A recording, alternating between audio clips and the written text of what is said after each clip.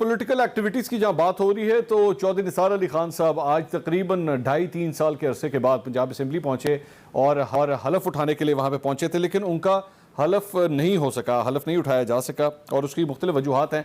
अली मोहम्मद खान साहब, चौधरी निसार साहब को आज रोक दिया गया हलफ उठाने से, इसकी वजह यह बताई गई जी स्पीकर और डिप्टी स्पीकर वहाँ पे नहीं है, लेकिन इससे पहले आपकी अपनी पार्टी की एमपीए जो हैं ऐसी ही सूरत हाल में हलफ उठा चुकी हैं जबकि स्पीकर और डिप्टी स्पीकर नहीं था। सर ये क्या हुआ है, इसकी वजह क्या है? चौधरी निसार साहब के हवाले से ये भी खबरें आ रही थी कि हुकूमत की पूरी कोशिश होगी कि वो हलफ ना उठा सकें। देखिए, हुकूमत की ख्वाहिश या मंशा तो इसमें मैं नहीं समझता कि अहम है। असल में तो ख्वाहिश और मंशा अवाम की है और वही मैटर करती है। और हुकूमत क्यों नहीं चाहेगी कि एक इलेक्टेड एमपीए जो है वो ओथ ले, लेकिन इसमें चौधरी साहब को खुद भी सोचना चाहिए कि इसमें अराउंड तीसरा साल है, अभी 2 साल पूरे हो चुके हैं, 2.5 साल हो गए हैं और अभी तीसरा बजट जो है हुकूमतों का आने वाला है, पंजाब का भी मरकज़ का भी। तो वो जो अवाम ने चौधरी साहब को वोट किया था, और देखें चौधरी साहब पे हमेशा इन लोगों ने एतमाद किया था, हमेशा फेडरल मिनिस्टर या एमएनए की सीट पे वो आते रहे और इसमें कोई वैसे शक नहीं है कि नून लीग में से चंद जो क्रेडिबल नाम है उनमें से चौधरी साहब का भी नाम आता है। कोई कभी किसी स्कैंडल वगैरह में उनका नाम नहीं आया, लेकिन उनको भी इंसाफ करना चाहिए था अपने जो उनके वोट देने वाले हैं, जो वोटर्स हैं, कि उनको क्यों 2.5 साल तक उन्होंने बिल्कुल एक तरह से इग्नोर किया और उनको महरूम रखा, उनकी नुमाइंदगी ना हुई सूबाई असम्बली में।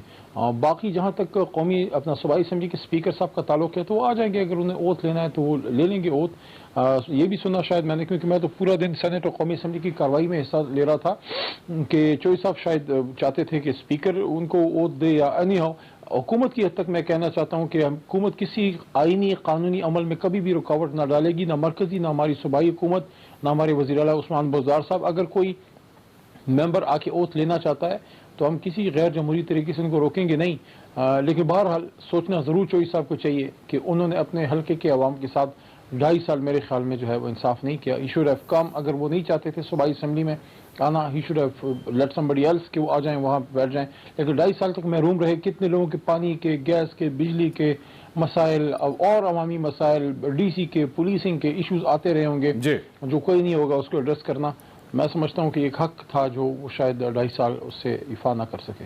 तो मोहसिन साहब, ये सारी गुफ्तगू आपने सुनी है, मुस्लिम लीग नून किस तरह देख रही है सर चौधरी निसार साहब की, जो अगर मैं इसको री एंट्री का लफ्ज़ ही कहूँ तो किस तरह देख रही है री एंट्री? देखिए, इसके 2 पहलू हैं। पहला पहलू ये है कि हुकूमत एक ऑर्डिनेंस लाना चाह रही है और उस ऑर्डिनेंस के बीच में ये बल्कि एक ऑर्डिनेंस लेकर भी आई, बिल लेके भी आई हुई है, जो कि कायमा कमेटी पार्लिमानी अमूर, जिसमें बल्कि वजीर अली मोहम्मद साहब वहां पर वो पेंडिंग भी है, जिसमें उन्होंने कौमी असम्बली के लिए और सेनेट के लिए एक शर्त रखी है कि 15 या 20 दिन के अंदर या महीना गालिबन के अंदर अगर हल्फ ना उठाए इलेक्शन होने के बाद तो उसको नाअहल कर दिया जाए या उसका इलेक्शन खत्म होकर नया इलेक्शन कराया जाए हल्के का। ये उस बिल का हिस्सा है। अब जो मेरी इतलात है उसके मुताबिक ये अब वही शर्त जो है सूबाई असम्बली में भी लेके आ रहे हैं और उसी शर्त जो है उसके अगर ऑर्डिनेंस जारी कर दिया जाता है, क्योंकि वैसे ही ये हुकूमत मशहूर है कि यहाँ पे कानून साजी नहीं, ये हुकूमत ऑर्डिनेंस जो है उसके जरिए चल रही है और पार्लियामान जो है उसकी जो फौकियत है और जो अहमियत है वो खत्म हो चुकी है। तो ऐन मुमकिन है कि ये हुकूमत ऑर्डिनेंस ले आती है और अगर हुकूमत ऑर्डिनेंस ले आती है और फिर उसके बाद ये अगर हल्फ को रोका जाता या टेक्निकल बुनियाद पे उस हल्के में दोबारा इलेक्शन कराने की कोशिश की जा सकती थी। तो इस सूरत के बीच में एक तो ये पहलू है। दूसरा पहलू, जहां तक अली मोहम्मद साहब ने एक गिला शिकवा किया चौधरी साहब से, तो अली मोहम्मद साहब से मैं भी गुजारिश करूंगा कि बंदा नाचीज हाजिर है। बंदे नाचीज के हल्के में ना कोई गैस के ऊपर बंदे नाचीज को सुना जाता है, ना बिजली के मामलात में बंदा नाचीज को सुना जाता है, ना पुलिस के मामलात में बंदा नाचीज को सुना जाता है, ना कोरोना के मामलात में बंदा नाचीज को सुना जाता है। तो यहाँ पे जो हम इलेक्टेड लोग हैं, और अली मोहम्मद खान साहब का गिला जायज होगा, शायद जब हम भी थे तो हम भी इनके साथ यही किया करते थे। तो ये इससे कोई फर्क नहीं पड़ेगा। चौधरी निसार साहब अगर 2 साल अगर वो असेंबली में नहीं पहुंचे तो अपने अवाम का तो वो हम जैसे लोग सारे आए हुए हम भी कुछ नहीं कर सके, तो शायद उन्होंने भी कुछ आगे कर नहीं देना था, क्योंकि जो पीटीआई का पैटर्न है हुकूमत करने का कि अगर कोई दूसरी जमात का रुकन असेंबली डीपीओ के दफ्तर में चला जाए तो उस डीपीओ का तबादला कर दिया जाता है, अगर डीसीओ के दफ्तर में चला जाए तो उसका तबादला कर दिया जाता है और उसको अजीब अजीब इबाम हो जाते हैं, उसको सूबा बदर कर दिया जाता है। तो ये मेरे ख्याल से अली साहब की बात मुनासिब नहीं। अली साहब कुछ कहना चाह रहे थे? जी अली साहब। शॉर्ट सा है क्योंकि माननीय साहब की बारी है। देखें, आपके काम हुए या नहीं हुए कि अलग इशू है, होने चाहिए जायज़। अगर कोई काम है, कोई भी इलेक्टेड अगर अपोजिशन का भी है, मुझे याद पड़ता है अपोजिशन के ज़माने में मेरे इलाके तख्तबाई में वो करोड़ों रुपए का प्रोजेक्ट था, वो कंप्लीट नहीं होता था, मैं रोज़ असम्बली में चीखता था। मेरे कहने शोर मचाने पे चीफ जो है NHA के चेयरमैन आए, वो कंप्लीट हुआ। जब इफ्तिताह का मौका आया, मुझे साइड लाइन करके तो सवात से अमीर मकाम साहब को बुला के मेरे मंसूबे का इफ्तिताह करा दिया गया। लेकिन चलें, इफ्तिताह अहम नहीं है, लोगों का मसला हल हुआ, अल्लाह ताला के करम से मेरे हाथ से हुआ, लेकिन फिर इफ्तिताह करने ये साहब पहुंच गए। तो इस तरह की हरकतों से पार्लियामेंटेरियंस को दूर रहना चाहिए। अगर इनके हल्के के कुछ मसाइल हैं तो पंजाब हुकूमत हमें, मैं समझता हूं, हमें एड्रेस भी करने चाहिए, और आज उन्होंने बात की भी। लेकिन उसूली तौर पर बात जो है मैं दूसरी कर रहा था, अगर उनके मसले हल भी नहीं हुए तो उनके अवाम को जो है बैरिस्टर साहब के जरिए एक मौका है कि वो सबसे बड़े अवाम कौमी असम्बली में खड़े होकर उसको रेज कर सकते हैं, ठीक, अवाम के सामने ला सकते हैं, हमें हुकूमत को हमें शर्मिंदा कर सकते हैं। लेकिन ये मौका चौधरी साहब ने अपने अवाम को नहीं दिया। कि अगर फर्ज करें, अब ये तो अभी की बात ये करें ना, अगर वो आते, ओत लेते, अपने लोगों के मसाइल पे पंजाब की सूबाई असम्बली में बात करते, अगर पंजाब की हुकूमत हल ना करती तो फिर गिला बनता था कि अब, लेकिन आपने तो अपने अवाम की आवाज को ही दबा दिया। कि सूबाई असेंबली में वैसे एक पंजाब के अवाम सीट जो है वो 2.5 साल से अनरिप्रेजेंटेड है, तो क्या ये इंसाफ है? अली भाई, वैसे पंजाब के अवाम तो आपके अपने रहनुमाओं के साथ भी काफी गिला कर रहे हैं कि जी हमारी आवाज नहीं पहुंचती, और वो लोग मैं गुजारिश करूंगा मंसूर साहब असेंबली में तो बात कर लेते हैं ना, अनरिप्रेजेंटेड तो नहीं है ना। अच्छा। उसूली तौर पे तो आप मेरे साथ हैं कि इस पे भी साथ नहीं है मंसूर साहब। नहीं होनी चाहिए, ये रिप्रेजेंटेशन तो होनी चाहिए ना, जबान बंदी तो ना हो ना। मैं तो ये जबान बंदी है। मैं तो ये जो आप ये जो ला रहे हैं, ये जो बिल ला रहे हैं, मैं तो पूरी तरह इसको सपोर्ट करना चाहूंगा कि वाकई अगर कोई शख्स जो है वो चाहे अना के चक्कर में ही, ये भी तो होता है ना, इसमें तो एक एलिमेंट ये थ्योरी भी दी जा रही है जी, अना का चक्कर है कि अब मैं जाके पंजाब असेंबली का हलफ उठाऊं, तो अगर यही चक्कर है तो फिर ऐसे शख्स को वाकई असेंबली में नहीं आना चाहिए। मैं उस पर नहीं कमेंट करता, मैं कमेंट करता। आई डोंट नो कि क्या रीजन है चौधरी साहब ने। नहीं, मैं चौधरी साहब की बात नहीं कर रहा, मेरा तो और पॉइंट है। बात कर रहा हूं, मैं उसूली बात कर रहा हूं कि देखिए, पाकिस्तान, सुने मेरी बात भाईजान, पाकिस्तान का जो एरिया है मंसूर अली खान साहब, that is 796,096 square kilometres, which is compose of 4 provinces. और आपका उसमें जो है जितना सूबाई हल्के के लोग हैं और कौमी हल्के के, उनका एक एक बंदे का हक है कि उसके वोट का जो रिप्रेजेंटेटिव है वो कौमी या सूबाई असेंबली में उसकी बात करे। आपने अपने लोगों को अगर 2.5 साल महरूम रखा, मुझे आप बताएं क्या ये इंसाफ है? नहीं, मैं तो सर यही तो बात कर रहा हूं अली साहब, मैं ये तो मैं चौधरी निसार की बात नहीं कर रहा, मैं तो ये कह रहा हूं कि कोई भी ऐसा शख्स, अगर कोई शख्स, मैं चौधरी निसार की बात नहीं कर रहा, लेकिन कोई भी ऐसा शख्स अगर ये समझे कि जी मैं जाके प्रोविंशियल असेंबली का हलफ उठाऊंगा, तो ऐसा कतई तौर पे नहीं होना चाहिए। ये उस इलेक्टोरेट के साथ नाइंसाफी है जिसने बिल्कुल। मैं नाज़रीन एक ब्रेक लूंगा, ब्रेक के बाद डिस्कशन को मजीद आगे बढ़ाते हैं। आगे की बात कि अगर कोई नाज़रीन welcome back after the break से पहले बात हो रही थी चौधरी निसार अली खान साहब के हलफ उठाने के हवाले से। अली मोहम्मद खान साहब कोई बात कर रहे थे, लेकिन हमें ब्रेक पे जाना पड़ गया। अली साहब बात कंप्लीट कीजिए, फिर मैं सलीम साहब के पास जाऊँ। जी मंसूर साहब, ये उसी हल्के वाली बात थी। मैं तो ये कहूँगा, देखें, अगर कोई किसी का ये कोई तासुर है, देखें ऐवान सारे मौजूद हैं, जिस तरह कोई पेशा जो है वो अदना नहीं है, हर चीज़ की अहमियत है। और 18वीं तरमीम के बाद तो अगर कोई अवाम के बुनियादी मसाइल के हल की चीज़ें हैं, देखें irrigation, public health, education, health, जो सेहत का महकमा है, ये सारी एग्रीकल्चर, ये सारी चीज़ें तो अब सूबे में है और वो सूबाई असम्बली से होता है। हल्के कौमी असम्बली में तो आप ज़्यादातर नेशनल इंटरनेशनल पॉलिटिक्स या बिजली गैस के अलावा ज़्यादा डेवलपमेंट वर्क्स जो हैं वो तो नीचे हैं। ठीक, तो कोई ऐसा नहीं है कि खुदा ना खास्ता सूबाई असम्बली का फोरम अदना है और वहाँ कोई, अगर किसी की सोच है तो मैं नहीं समझता वो मुनासिब है। ठीक है, मैं फिर ये कहूँगा, मैं कोई किसी पे एलिगेशन नहीं लगा रहा, कोई ज़ाती बात नहीं कर रहा, मैं तो सिर्फ एक उसूल है कि अपने अवाम को 2.5 साल जो है महरूम रखना कोई मुनासिब अमल नहीं है।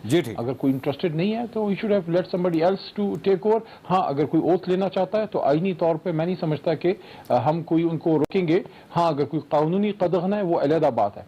लेकिन हम किसी इंतजामी तरीके से किसी को किसी के आईनी हक से हम महरूम नहीं रखेंगे। इमरान खान साहब की ना ये सोच है, ना कभी उन्होंने ये किया है।